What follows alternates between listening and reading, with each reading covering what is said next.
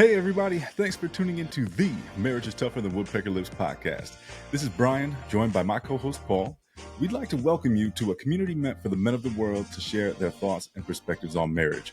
We can learn from each other's experiences and help each other be better husbands. Today on the pod, we'd like to talk to you about truly compatible. We're talking about, are you truly compatible with the person you're dating right now? Are you truly compatible with your wife? And if you are now compatible, did it start that way when you were just dating or when your marriage just started? Yeah, before we hop all the way into the episode, we just want to invite you to lean into community. That's on any of our socials, searching Marriage is Tougher. So that's Instagram, YouTube, Facebook, or you can go to marriagestougher.com, our website. And if you'd like to be a guest, you can scroll down to the contact form and fill out the information. We'll get right back to you and get you on. For first-time listeners, we just want to say welcome. And if you've been long-time listeners, thanks for rocking with us. So let's get right into the show. Yeah.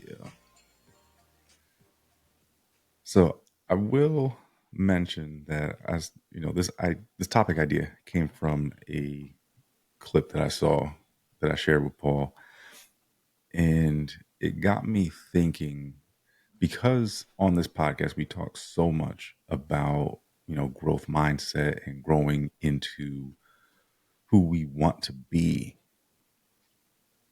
you know what what does it really mean to be truly compatible?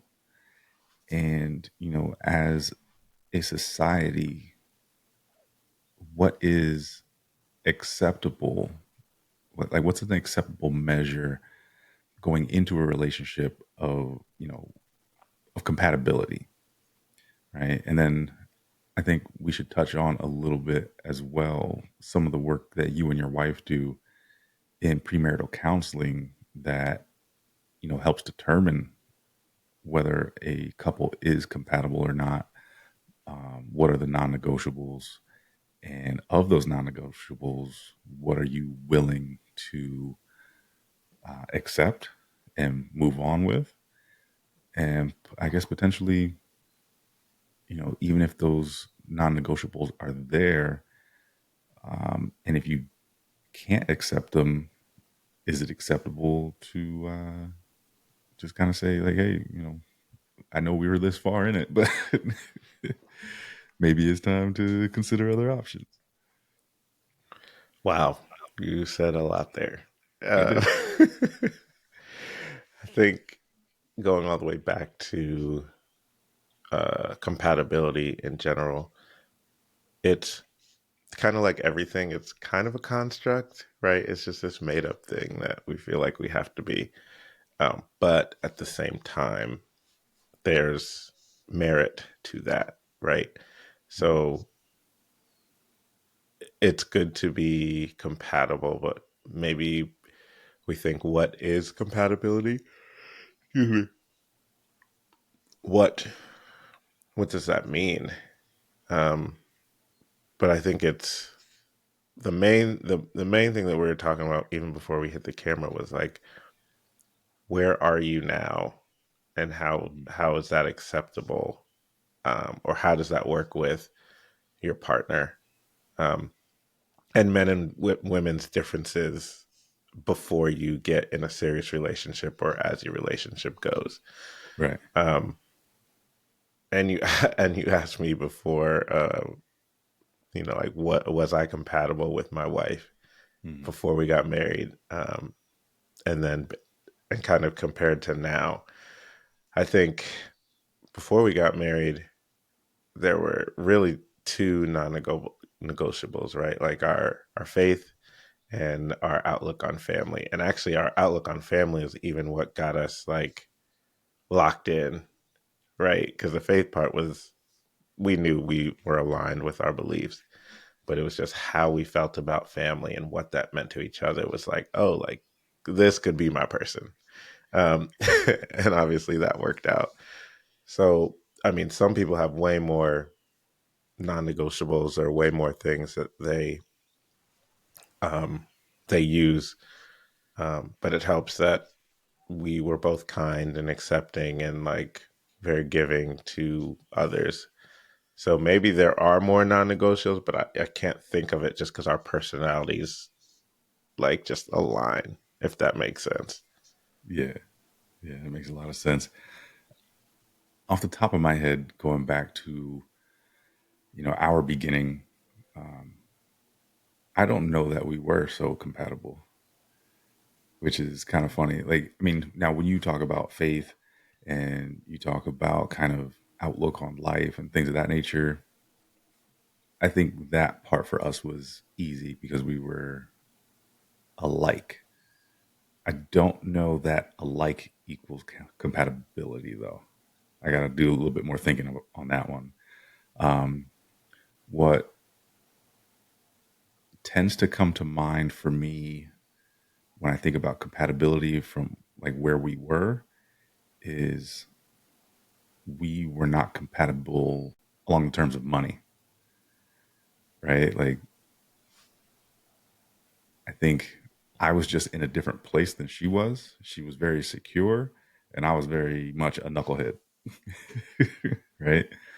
Um, but I guess that wasn't a non-negotiable. That was something that I was able to grow through, um, and if I'm being honest, largely hide until it reared its ugly head when we got married.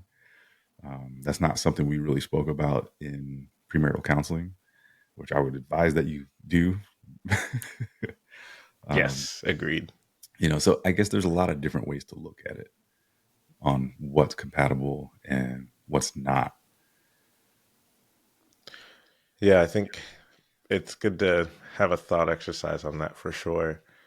And it's good to, I think it is good to say, hey, do I see the potential of this person to grow? Hmm. Right?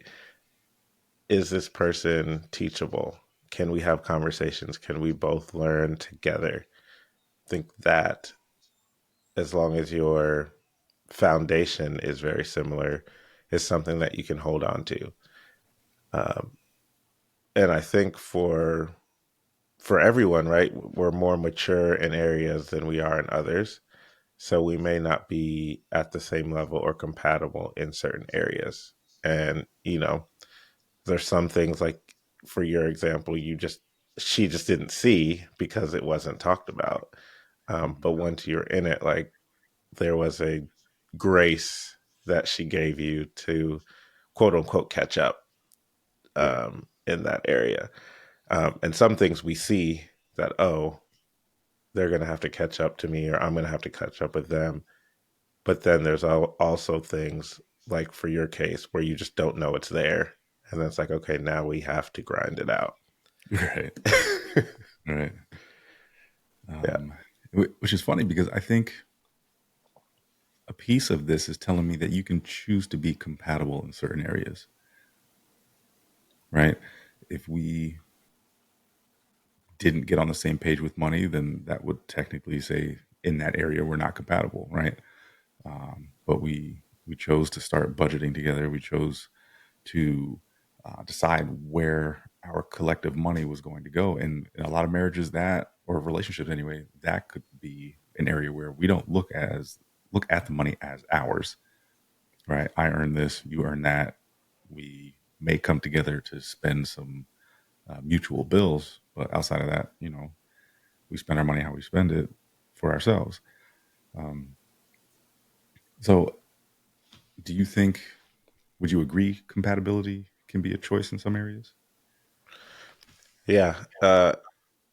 It almost has to be. But it's how many areas am I choosing to either be or not be compatible? Mm-hmm. Right. So it's almost like not the red flags, but I guess they are just non negotiables in marriage or in my relationship search. I can only move forward if such and such. Um, but a lot of that also is like, I see the potential in this person. Mm-hmm. Um, then there's a who says this? There's a quote of, I think Tim Ross says, when you get married, when you walk down the aisle, that's a covenant for you to this, that you're saying, I agree to be married with this person that I don't know for the rest of my life. Right? Because Hmm. you've only see the person, you marry the person that you see, but your marriage is actually going to be someone you don't know, because you have a whole life of knowing this new person from the time after you say I do. Like it's growth and new circumstances and things that you've never seen. Right? I hope that makes sense. I'm probably butchering that quote, but that's the thought process of it. I got you. Like I'm, No, it makes sense to yeah. me. You're committing to a human who inevitably changes over time, right? And so, with that, you, in that moment of saying I do, are accepting that, yes, this person will change and I will love them regardless of what those changes are. Now, hopefully, we work together on those changes and we both change into people that, can stick around for the long haul and have, similar goals and targets for those goals. But yeah, I mean, I definitely picked up what you were talking about. Yeah, but I think moving on to another question you asked me was, uh, and you can rephrase it if I butcher that as well. But do you think, like, women are looking, when they see us, or when we first get together, men are looking at what is, and women are looking at what can be? Yeah. So from the point I asked you that question till now, I was able to think a little bit more about it. And I think my original thought was a little bit off. Okay. I think, well, I'll start here. Men, I believe, do look to the future, right? Because we consider, can I see this woman as my wife? And am I willing to submit all of the things to her that will go along with her becoming my wife? Can I see her as the mother of my children, right? Can I see her around my friends, around my family? Are those people compatible? Okay. I think that we are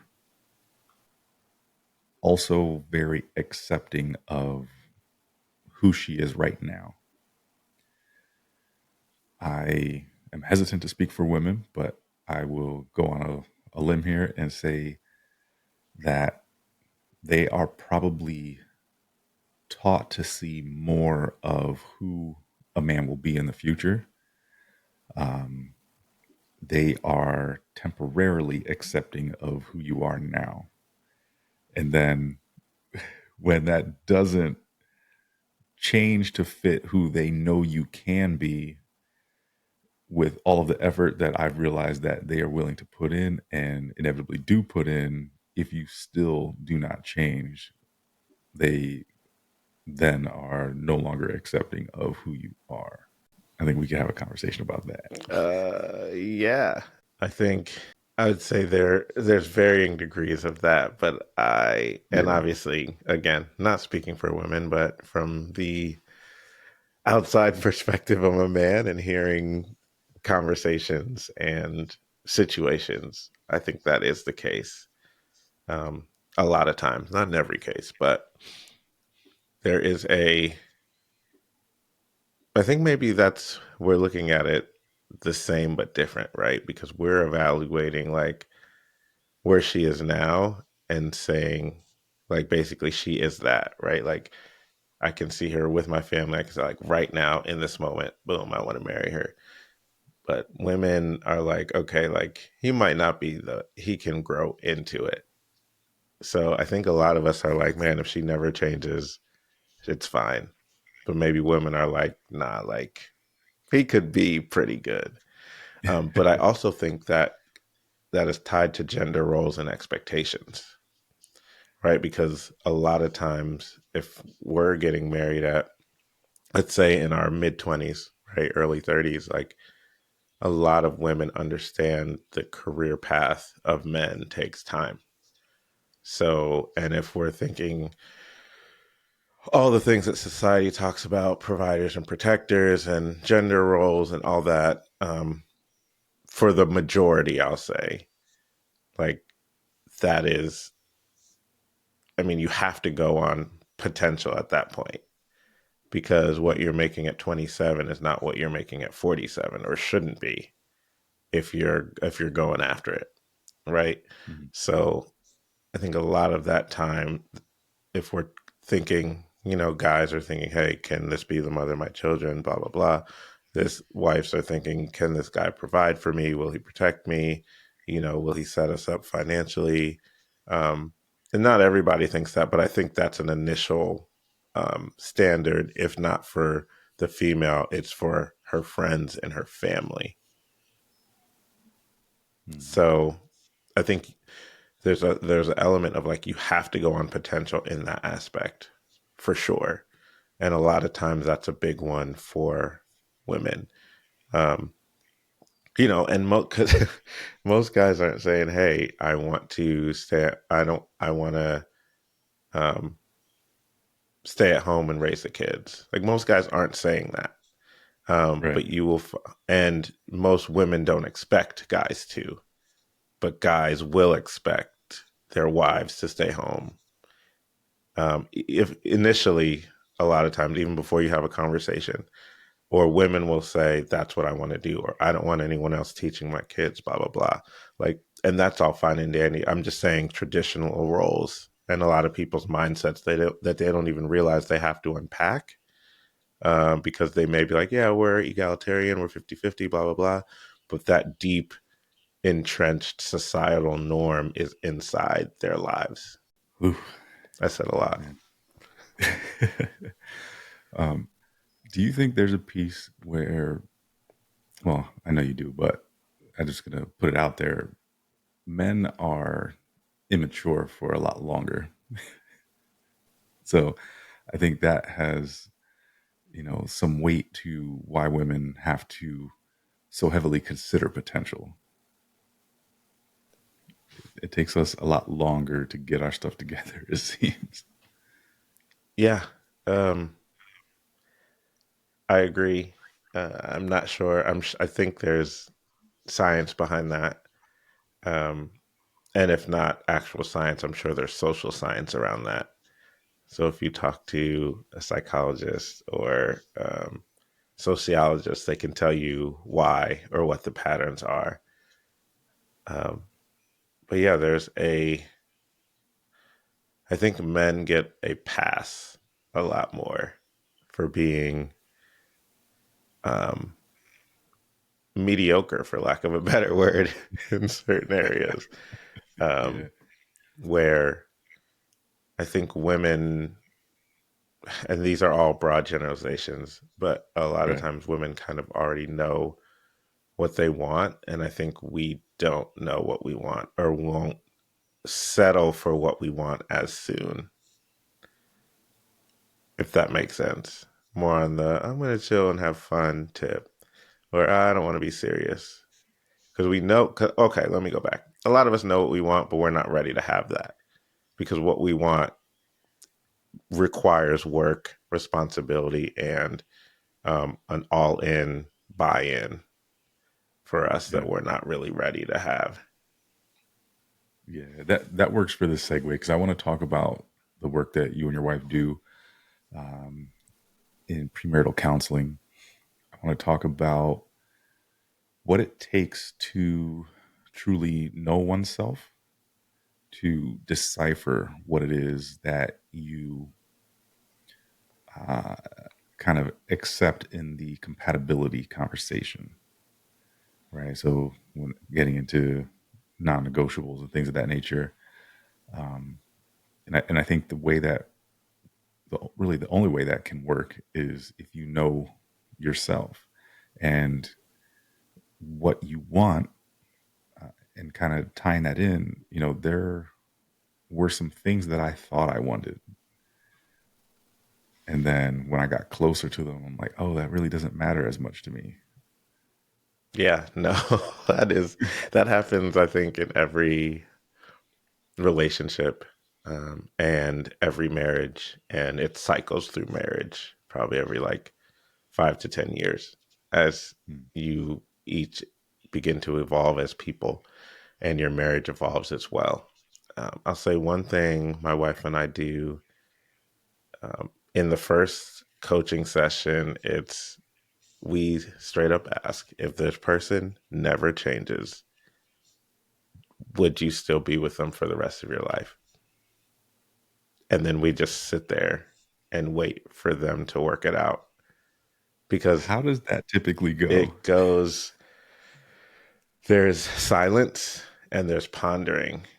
And then, so the only thing we'll say is there's no right or wrong answer, because Okay. a lot of people think initially that they have to say yes because that's why we're sitting here. Um, but a lot of times it's a yes and no, if that makes Okay. sense. It's a lot of people flat out say no, and but then they'll say, because we understand that we're not our best versions, and maybe we never will be, but we also know that we're going to grow. So, or they'll say, I'm a person of growth and I know that that's what I would desire in my spouse. So if she stays the same way, like, this is not going to work, because that means we're not growing. But then you also have people say, like, some couples, they've been together for 5 years, 7 years, and they're like, yeah, like, I can live with everything that is going on right now. And that's fine. If this is the bare minimum, this is great. And some people even go from that end, like, if this is the foundation, this is great. But I know that it's not possible for us not to grow, Right. but there is a lot of like yes and no's. And then it's just like, wait, I think it's more so, actually, the biggest part of this is them communicating to each other how they feel about that response, and us kind of guiding them through it. Yeah. I don't know if that answered your question and how that does that go, but that's how it goes. Yeah. I mean, it just kind of is what it is, whatever, you've experienced in your sessions. But, um, I think I would probably do the same, right? Just kind of ponder for a minute, like, all right, here's where we are. Here is where I think we want to be. Here's what's possible, and then everything in the middle, right? And then like some random path that you would never want to happen or think could happen. Is that something that you guys bring up? Like, imagine something terrible happens, some disease, something along those lines. Like, are you still in? That, not in that first conversation, but within our sessions, that definitely comes up, because when you talk about holistically coming together, um, that's one of the things we bring up, even in like the finance portion. It's like, Mm-hmm. we are believers that every all things should come into one pot. Um, and we understand that not everybody believes that. So what we say is, at least have your spouse be an authorized user signer on your account. So if anything does happen down the line, they can have access without having all things go to the court and have to do that. Or, um, you know, that's an example of, saying something down the line. But yeah, I think in all the areas that we talk about that, like with like family, um, and like wills and all those things. Like, we have to talk about those, because that's a part of marriage. And a lot of people, when they're thinking about getting married, they're caught up in the love, infatuation stage. So it's not something they think about. So we are bringing them to the reality of the longevity of what this is. So, Yeah, and I think that is plays out with compatibility as well. yeah, that's good, man. I like this topic. Um, I don't think it gets considered enough. I would say, it wasn't too much of a topic with us in our premarital counseling because we had a significant history already before we chose to get married, right? Like we were 5, almost 6 years in. So that was, it was kind of brushed over a little bit, I'll say, right? It's like, I could tell that y'all are about each other, right? Right. Like y'all are, have been through some things already and have still ended up here. So he's like, I'm not worried about that. There's other things that we needed to realize that were covered. But yeah, man, I think that's all I got on the topic since we're coming up on time here. Is there anything you'd like to add or anything that we forgot to mention? Um, there was something. I think there was something about. Man, there's something that I think we missed, but I can't remember what it is in my brain. I think it had to do with that aspect of maybe choosing your compatibility, meaning like what are your non-negotiables, um, Yeah, and why. I think just think why have I come up with these as my non-negotiables, um, and once you have those and you meet a person, they may shift. yeah, So there may be this. You may have this idea of what those non-negotiables are. Um, and if you have a long list, you're probably going to have to give some of those up. Um, or maybe not give those up, but you may see some of them are not as important as you thought they were. I'll just say that. yeah. That's good because I was gonna come to the point that you know, relationship by relationship, you may have to test which of your non-negotiables hold water. Right, one may seem less important for this person than it did for another, right? And it's like, well, they provide this value here, here, and here, and this one, like, all right, I could deal with that. And then if another person doesn't provide all of that other value, then you might stand stronger on this non-negotiable. Or maybe your life just changes, your expectations change. And so, I would say don't go throughout life without checking yourself and checking your quote unquote non-negotiables, because there are times like in my marriage I may have even said these words to my wife. I actually believe I did, that it was a non-negotiable that I would always be playing pool billiards. um hint, hint, I no longer play billiards. Right. like Spoiler like alert.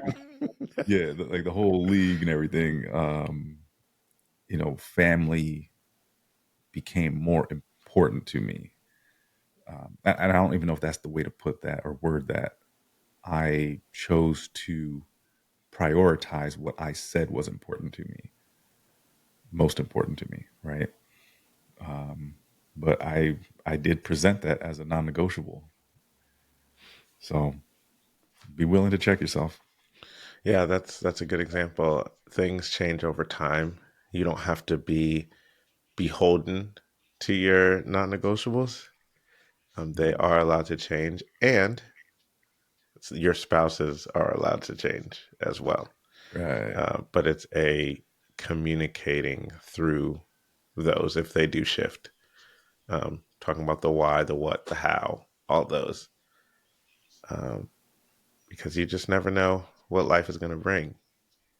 But if you are growing, remember to keep um, your spouse's best interests at heart. And if you're in a healthy place, know that they're not coming to tear you down or to overlord or win over you. Like they're trying to just grow, and they have your best intentions um, at heart.